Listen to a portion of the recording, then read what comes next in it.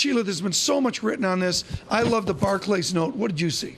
I think there are two things to worry about here. We knew that this quarter would be breathtakingly bad. We were expecting that. The problem is Johnson did not give us even one hint that 2013 might be getting a little bit better, and the cash number is worrisome. The company ended up with $930 million of cash, which is okay, a little bit better than what analysts were expecting, below the company's estimate of $1 billion, and it wasn't a very clean number. That's what people are worried about. The clean number here and the idea of cash. Mario Gabelli with us, with GAMCO. Are corporate officers using cash differently now? Is there a new cash rule, whether it's J.C. Penney or Danaher?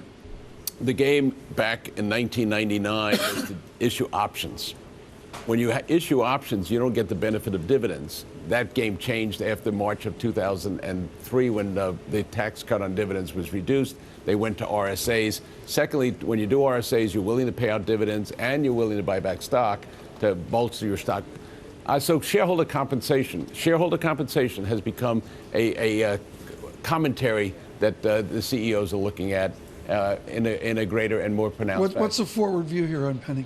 The forward view is people are really uncertain. I mean, yes, they're probably going to survive another year or so. They have enough cash in the balance sheet. They up their revolver. The problem is after that, he cannot keep on printing these breathtakingly bad quarter after quarter after quarter and expect to survive. Right. The whole backstory here is Vornado. Steve Roth, his number two, out yesterday. Give us an update on how this major shareholder of JCPenney is handling this. Yeah, so Vornado has about an 11% stake in JCPenney. They've lost over $200 million on the stake. What was interesting, though, was the commentary in their annual report. They were very clear about, look, we think this is an impaired asset. We may be looking to spin it out or do something with it. Also saying that we're really unclear about the recovery of the company. We don't see how that can happen. What is Ron Johnson doing wrong that Terry Lundgren, for instance, at Macy's and Glenn Murphy at Gap are getting right? Because their stocks are going in the opposite direction. Yeah, when he first came out of the door, I think the biggest criticism for Ron Johnson was that he tried to do too many things too quickly. He all of a sudden just thought he could come in, reinvent the department store, reinvent the customer. People said he tried a little bit too hard, too quickly to do that, and it was a huge bust. Of course, JCPenney has some bad company, good company, if you want to put it that way, in that Kohl's also reported earnings this morning, and it showed that this consumer is struggling with the idea of finding value in price. Yeah, and there's this notion coming back that the consumer barbell theory is coming back. So the higher-end stores are going to do okay, the lower-end stores are going to do okay for consumers who are getting value. It's this middle who's going to get squeezed. Kohl's was another data point for that. They actually came out and reduced their earnings. Mario, do you buy luxury goods? I mean, you've been all over this for years. Well, we were one of the largest shareholders, in part because we like what Dick Smith was doing with Neiman Marcus, and so we were a large shareholder when that was taken private. And clearly, we like the aspirational products on a global basis.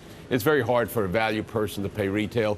In fact, it's very hard for me to pay wholesale when I buy something. So in that context, there is a large market, it's growing, and But it's richly priced. You're not buying Hermes this morning. The product, but the stocks are different dynamic. We like the booze, the distilled spirits companies that sell. Booze is okay. Booze is an okay word on Bloomberg surveillance. Never a doubt. But in that regard, Mayor Mike says 16 ounces of soda is not good, but 16 ounces of Maker's Mark is okay, particularly if they don't dilute it. That's a break exclusive.